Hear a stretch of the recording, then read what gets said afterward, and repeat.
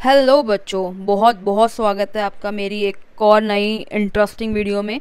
आज के इस वीडियो में हम रिप्रोडक्शन साइनोबैक्टीरिया की स्पीशीज़ किस तरीके से रिप्रोडक्शन करती है उसके बारे में डिटेल में समझेंगे। तो बिना किसी देरी के चलिए स्टार्ट करते हैं।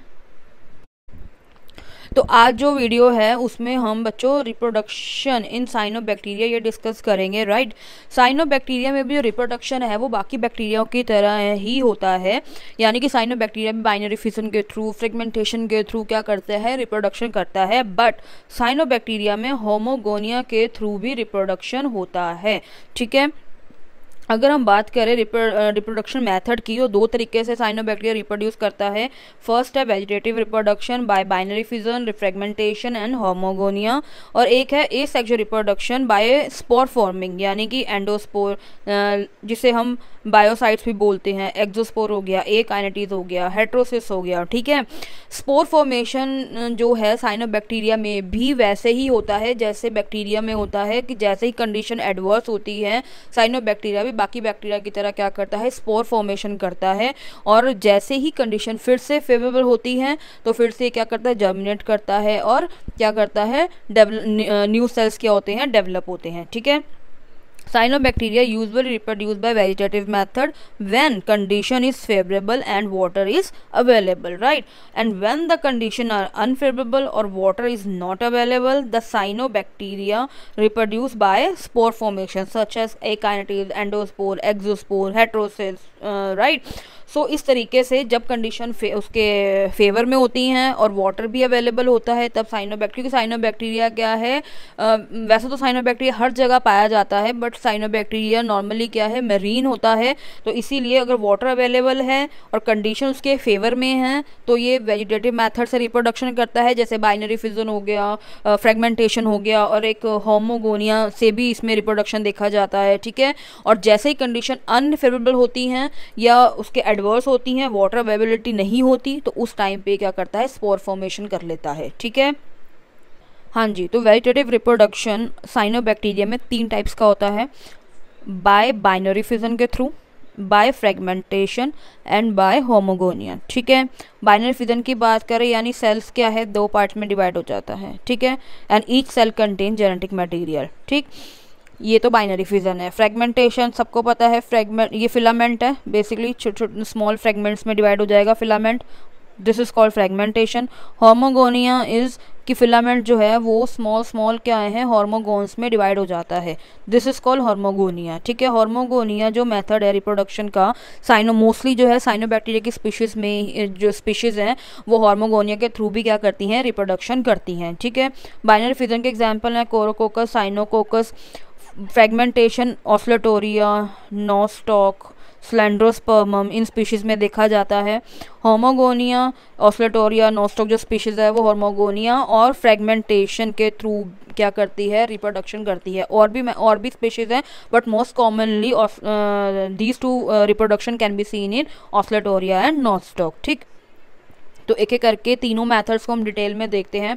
First method is binary fission, ठीक। Binary fission is the process by which bacteria duplicate its genetic material, ठीक है। अगर हम सिंपल वर्ड्स में देखें तो बाइनरी फिजन में क्या होता है, मेनली क्या है, बैक्टीरिया अपना जेनेटिक मटेरियल को क्या करता है, उसकी कॉपीज बनाता है, और जब लास्ट में मदर सेल जब 2 पार्ट में डिवाइड होती है तो each cell contain its own genetic material, ठीक है। यही है ना binary fission. So binary fission start with the replication of genome, that is DNA replication. एक बार हम देखते हैं कि कौन कौन से एंजाइम हैं और किस तरीके से बैक्टीरिया का जो डीएनए है वो रेप्लिकेट करता है। सो डीएनए रेप्लिकेशन सेम है, यानी कि the process by which DNA make multiple copies of itself, and the process of replication is an enzyme catalyzed process and involves various enzyme। यहाँ पे जो enzyme है basically this is a also called replicating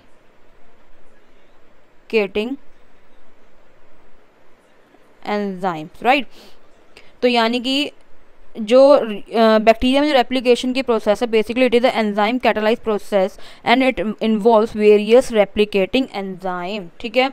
जैसे कि DNA polymerase 3, DNA ligase, DNA helicase, DNA gyrase. ठीक, जो DNA polymerase third है basically ये मेन रेप्लिकेटिंग एंजाइम है which adds bases to the growing strand during bacterial replication, right.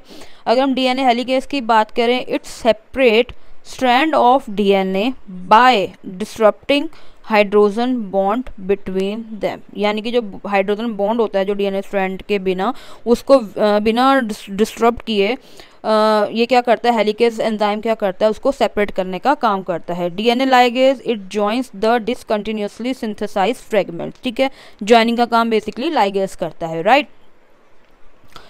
तो अभी बच्चों हमने समझा रेप्लिकेटिंग एंजाइम के बारे में, ठीक है, कि कौन कौन से रेप्लिकेटिंग एंजाइम है जो बैक्टीरिया में डीएनए रेप्लिकेशन में हेल्प करते हैं। ठीक है, अब दूसरा है एंजाइम कैटालाइसिस। एंजाइम कैटालाइसिस जो हैं वो बेसिकली क्या करते हैं, किसी भी रिएक्शन को बायोलॉजिकल मॉलिक्यूल की हेल्प से इंक्रीज कर देते हैं। ठीक है, यानी फास्ट कर देते हैं biological molecules which is called enzyme, right. Enzyme catalysis refers to various reaction which catalyse by enzyme that occur in the body of animal and plant to maintain life processes, यानी कि animal और plant body में जो various reactions होती हैं उन various reactions को ये इंक्रीज कर देते हैं by the help of an enzyme. ठीक है, यानी कैटालिस्ट जो है बेसिकली एक केमिकल होता है जो क्या करता है, स्पीड अप करने का काम करता है केमिकल रिएक्शन को। बट अगर हम ऑर्गेनिजम्स की बात करें या लिविंग बींग्स की बात करें तो उसमें जो कैटालिस्ट है वो है एंजाइम। ठीक है, इसलिए एंजाइम को क्या बोलते हैं, बायोलॉजिकल कैटलिस्ट, क्योंकि ये क्या करते हैं, they speed up the rate of biological reaction in the body without getting used up और ऑल्टर्ड इन द प्रोसेस। यानी कि ये क्या करते हैं, हमारी बॉडी में जो भी बायोलॉजिकल रिएक्शंस होती हैं उनको एंजाइम क्या करते हैं, स्पीड अप कर देते हैं विदाउट गेटिंग यूज्ड अप और ऑल्टर्ड इन द प्रोसेस। ठीक है, तो यानी अगर हम बैक्टीरियल में डीएनए रेप्लिकेशन की बात करें तो बेसिकली एंजाइम कैटालिसिस बहुत इंपॉर्टेंट रोल प्ले करता है और दूसरा है रेप्लिकेटिंग एंजाइम। हमने दोनों ही मेथड डिटेल में समझे हैं। अब आपको कोई कंफ्यूजन नहीं होगी कि यहाँ पे एंजाइम कैटालिसिस का मतलब क्या है या रेप्लिकेटिंग एंजाइम्स क्या है। ठीक है, तो बैक्टीरिया में जो डीएनए रेप्लिकेशन हो रहा है उसमें डीएनए पॉलीमरेज हो गया, थर्ड लाइगेज हो गया, गायरेज हो गया, हेलिकेज हो गया, ये एंजाइम्स क्या करते हैं, हेल्प करते हैं रेप्लिकेशन में। और एंजाइम कैटालिसिस क्या करता है, उसकी जो रिएक्शन है उसको क्या कर देता है, स्पीड अप कर देता है। रेप्लिकेशन प्रोसेस को क्या करता है, रेप्लिकेशन भी क्या है, बायोलॉजिकल रिएक्शन ही है ना, तो उसको क्या कर देता है, वो स्पीड अप करने का काम करता है। ठीक है, yes. So now replicating enzyme, that is DNA polymerase third ligase helicase, it copied the chromosome strand at the point of origin and then continue separating the strand in two। ठीक है, यानी कि भाई replicating enzyme that is DNA polymerase third ligase helicase ही क्या करेंगे, copy करना शुरू करेंगे डीएनए स्ट्रैंड की एंड उसके बाद उसको सेपरेट करेंगे इन स्ट्रैंड्स को इनटू टू कॉपीज में। ठीक है, that means cell divide into two in रफली equal halves and nucleus divide mitotically first and then the cytoplasm. ठीक है, यानी कि डिवीजन जो है बेसिकली माइटोटिक डिवीजन होगा, न्यूक्लियस पहले डिवाइड होगा, उसके बाद साइटोप्लाज्म डिवाइड होगा। ठीक है, अब जब क्रोमोसोम स्ट्रैंड्स जब chromosomes is duplicate in two strand, यानी कि जब क्रोमोसोम्स की कॉपीज बन जाएंगी तब बैक्टीरियल सेल क्या कर जाएगा, ग्रो लार्जर, यानी कि अपना जो बैक्टीरियल सेल का जो साइज है वो बढ़ने लग जाएगा।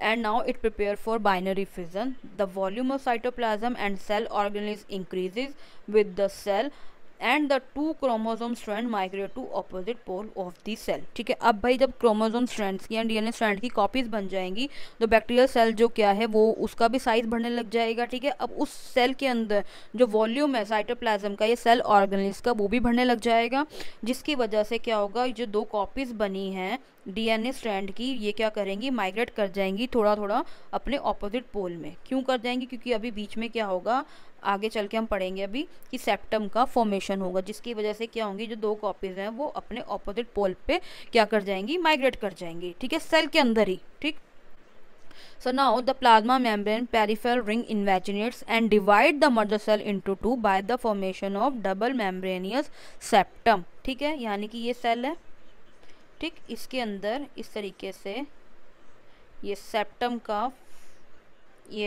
का फॉर्मेशन हो जाएगा।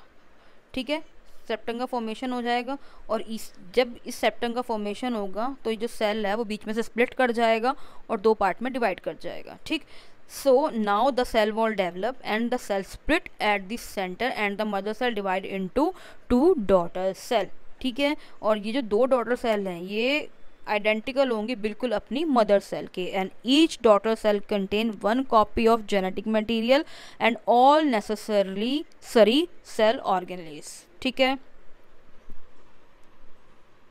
तो अगर हम स्टेप बाय स्टेप देखें, सबसे पहले स्टेप में क्या होगा कि रेप्लिकेटिंग जो एंजाइम है बेसिकली वो डीएनए स्ट्रैंड की कॉपीज बनाना शुरू करेंगे. फिर वो कॉपीज जो हैं वो उसमें सेपरेट हो जाएंगी 2 स्ट्रैंड्स में. ठीक है, उसके बाद क्या होगा, बैक्टीरियल सेल का साइज बढ़ेगा, वॉल्यूम जो है साइटोप्लाज्म का और सेल ऑर्गेनेल्स का वो भी बढ़ेगी. ठीक है, उसके बाद सेप्टम का फॉर्मेशन होगा और मदर सेल्स जो है वो 2 पार्ट्स में क्या हो जाएगी, स्प्लिट कर मतलब डिवाइड हो जाएंगे. मदर सेल जो है डिवाइड हो जाएगी इनटू 2 डॉटर सेल में, and each daughter cell contain 1 copy of genetic material plus all necessary cell organelles. This is called binary fission. ठीक है, हाँ जी, तो एक बार डायग्राम देखते हैं. This is a bacterial cell. ठीक है, bacterial chromosome, cytoplasm, this is cell wall and this is a plasma membrane. Right, ये है bacterial chromosome and this is a site of origin जहाँ पे रेप्लिकेशन स्टार्ट हो रहा है. ठीक है, तो यहाँ पे क्या होगा, यानी रेप्लिकेटिंग एंजाइम क्या करेंगे, बैक्टीरियल क्रोमोसोम्स की कॉपी बनानी शुरू करेंगे, यानी यूँ कह लो डीएनए स्ट्रैंड की कॉपीज बनेंगी and then DNA strand separate into 2 copies. ठीक है, यहाँ पे आप देख सकते हो हमें 2 कॉपीज़ मिल गई हैं डीएनए स्ट्रैंड की. ठीक, अब ये जो 2 कॉपीज़ हैं बेसिकली ये क्या करेंगी, अब यहाँ पे 2 कॉपीज़ बन गई हैं. ठीक है, यानी बैक्टीरियल सेल क्या होगा, अपना साइज सेल भी जो बैक्टीरियल सेल का जो साइज़ है बेसिकली वो भी क्या होगा, इंक्रीज़ होगा यानी बड़ा होगा, जिसकी वजह से जो वॉल्यूम है साइटोप्लाज्म का और सेल ऑर्गेनेल्स का वो भी बढ़ेंगी. और ये जो कॉपीज़ हैं वो बेसिकली क्या करेंगी, माइग्रेट करेंगी ऑपोजिट पोल की तरफ थोड़ा. ठीक है, उसके बाद क्या होगा, यहाँ पे सेप्टम का फॉर्मेशन होगा. ठीक, इसके प्लाज्मा मेम्ब्रेन में क्या होगा, यहाँ पे बीच में क्या होगा, सेप्टम का फॉर्मेशन हो जाएगा, जो कि क्या, जिसकी वजह से क्या होगा, मदर सेल क्या है, डिवाइड कर जाएंगे 2 डॉटर सेल में. यानी मदर सेल क्या होंगी, वो 2 पार्ट्स में डिवाइड हो जाएंगी. 2 डॉटर्स, हमें एट लास्ट 2 डॉटर सेल्स मिलेंगी and each daughter cell contain genetic material 1 copy of genetic material and cell organelles. ठीक है, तो लास्ट में हमें 2 बैक्टीरियल डॉटर सेल मिलेंगी जिसमें एक कॉपी क्या होगी, जेनेटिक मटेरियल की होगी, प्लस साइटोप्लाज्म डिवाइड होगा, प्लस सेल ऑर्गेनेल्स भी प्रेजेंट होंगी. तो बेसिकली ये है बाइनरी फिजन. तो ये था बाइनरी फिजन, जो कि एक मेथड है वेजिटेटिव रिप्रोडक्शन का, जिसकी हेल्प से साइनोबैक्टीरिया रिप्रोड्यूस करता है. ठीक है, अगर आपको मेरी वीडियो इन्फॉर्मेटिव लगी हो, अच्छी लगी हो, वैसे मैंने पूरी कोशिश की है कि बाइनरी फिजन को डिटेल में पढ़ाने की. अगर फिर भी आपको कोई डाउट हो तो बेशक आप मुझसे वो कमेंट सेक्शन में पूछ सकते हैं. मेरी वीडियो को ज़्यादा से ज़्यादा लाइक करें, शेयर करें एंड सब्सक्राइब करें. And thank you for watching my videos.